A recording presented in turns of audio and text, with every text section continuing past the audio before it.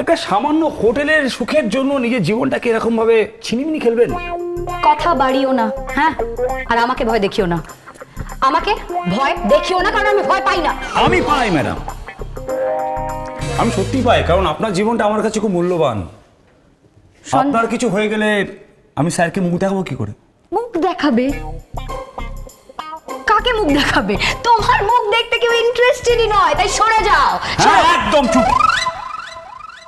জেদ করবেন না। আপনি কোথাও যাচ্ছেন না এখন? সঞ্জয়, আমার পথ ছাড়ো। স্যারের কিন্তু অপোনেন্ট পার্টি খুব স্ট্রং। আপনি এখন একা একা বেরোবেন, অনেক কিছু হতে পারে। Please try to understand. আমি যেটা বলতে চাইছি, please. Sanjay, stop irritating me. আমাকে যেতে দাও। চুপ। যেটা নয় সেটা নয়, যেটা বলছি ভালো করে মন দিয়ে শুনুন। জেদ করবেন না, আপনি কোথাও যাবেন না এখন। এই এই এই এই এই এই ছেলে, এদিকে তাকাও।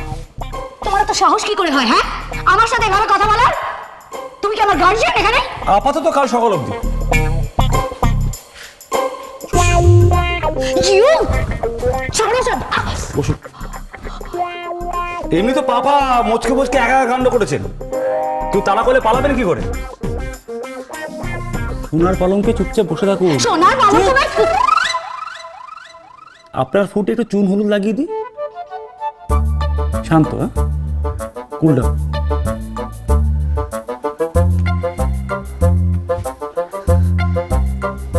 কাল সকাল হোক, তারপর দেখবে তোমার আমি কি করি।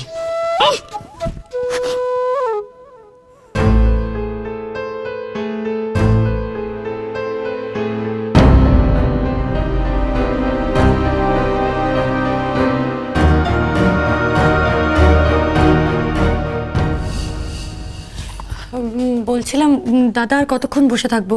স্যারকে একটু বলুন না, 7টা বেজে গেছে। আমি আপনার কথা বলে এসেছি ম্যাডাম, উনি একটা রিপোর্ট তৈরি করছেন, শেষ করে আসবেন, আপনি বসুন।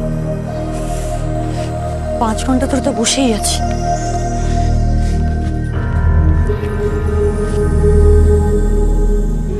সরি, আপনাকে একটু ওয়েট করতে হলো। রঞ্জনবাবু রেফারেন্স, তাই না? হ্যাঁ, আমি ওনার ছোট ছেলের স্ত্রী। ও ওকে ওকে, বসুন। ঠিক আছে স্যার, বলছিলাম আমার একটু তাড়া ছিল। আচ্ছা, আপনার কাজটা কি একটু বলবেন? এই ফাইলটার মধ্যে 2টো সেট ফিঙ্গারপ্রিন্টস আছে, আপনাকে দেখে বলতে হবে দুটো সেম কিনা। কি ব্যাপার বলুন তো, সম্পত্তির উপর তো কিছু? ওটা বাবা আপনাকে বলে দেবেন। আর বলছিলাম, আপনার একজন ছাত্র ছিলেন টুনি সেনগুপ্ত, উনি আমাকে আপনার কাছে পাঠিয়েছেন। উনি? ওকে, বুঝেছি বুঝেছি, ঠিক আছে, সব হয়ে যাবে, কিন্তু একটু ওয়েট করতে হবে। No problem sir. ওকে, আমি আসছি। এবার দেখবো রাজেশ্বরী বোস, তুমি কতটা চালাক।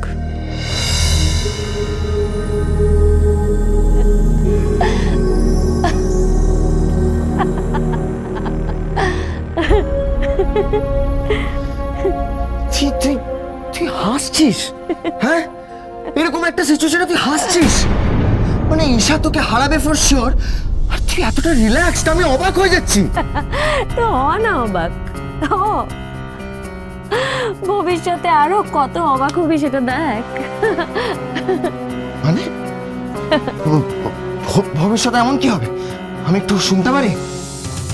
দেখ, ঈশা মিত্র তো তোর কাছে একজন সাংঘাতিক ইন্টেলিজেন্ট এবং বুদ্ধিমতী মহিলা, এবং ইদানিং আমি বুঝতে পারছি যে তুই ঈশার দ্বারা বেশ ইন্সপায়ার্ড।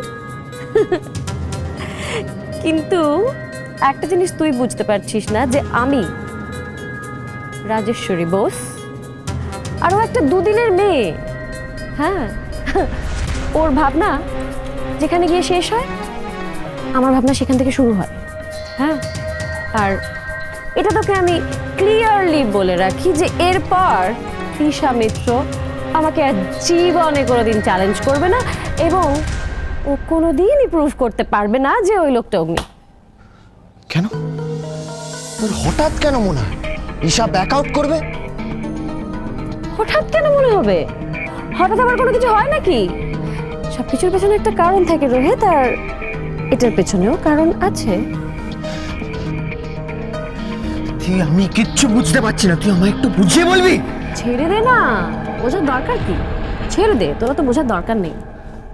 এই মুহূর্তে আপাতত আমি ময়দান খালি করে রেখে দিয়েছি ঈশা মিত্রর জন্য। ও করুক না, যা করার করুক, আমি দেখি ও কতদূর কি করতে পারে, আমি একটু দেখি না একটু। করুক, যা করার করুক মানে? তুই এটা অলরেডি স্বীকার করেছিস, যেটাই অগ্নিদা, তাহলে? করেছি, কিন্তু তার মানে এই নয় যে এটা প্রমাণ হয়ে যাবে, হ্যাঁ? আর তার মানে এই নয় যে আমি সেটা প্রমাণ হতে দেব, ওকে? কেন? এক্ষুনি জানতে হবে কারণটা? থাক না, এখন থাক। খুব শিগগির আবার ঈশা মিত্রর মুখোমুখি তো হতেই হবে, তখন না হয় আমি রিভিল করে দেবো সিক্রেটটা কি।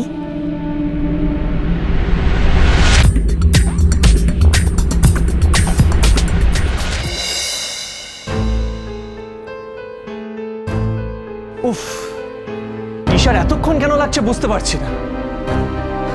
ঘরের ছেলে যদি হাত পা গুটিয়ে বসে থাকে তাহলে স্ত্রীকেই সব দায়িত্ব নিতে হয়, একা একা সব কাজ করতে হয়।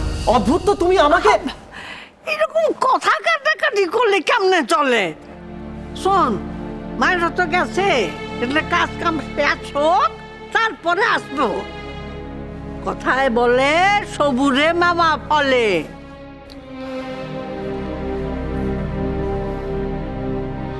এটা ফোন করতে বলেছিলাম, করেছিলি? হ্যাঁ করেছি, বললো দেরি হবে, কিন্তু ওটা অনেকক্ষণ আগে, এতক্ষণে চলে আসার কথা। দাদু ভাই, আমি একটা কথা কই, তুই একবার ফোনটা লাগা না, ফোনটা লাগা, তাইলে জায়গা যে ও মায়াটা কোথায় আছে, কখন আইব। মা, ঈশা এখনো আসেনি? তাই তো ভাবছি। সত্যি তো, একটা রিপোর্ট কালেক্ট করে নিয়ে আসতে তো এত সময় লাগার কথা না? হুম? কি ব্যাপার আদি? বুঝতে পারছি না মন।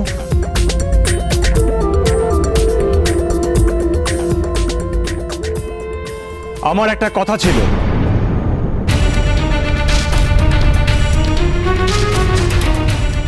আপনারা কিন্তু একটা বড় অন্যায় করেছেন আমার সঙ্গে।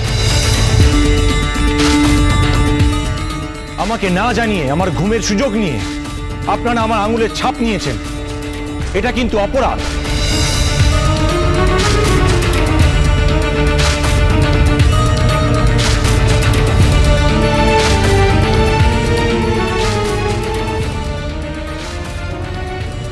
এই অপরাধটা আমি করেছি দাদা।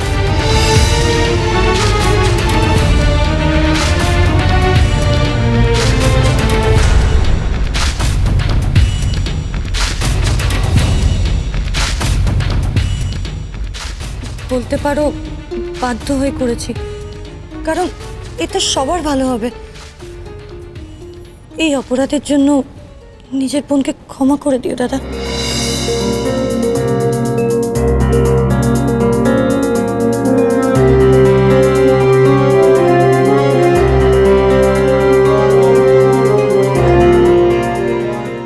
ঈশা,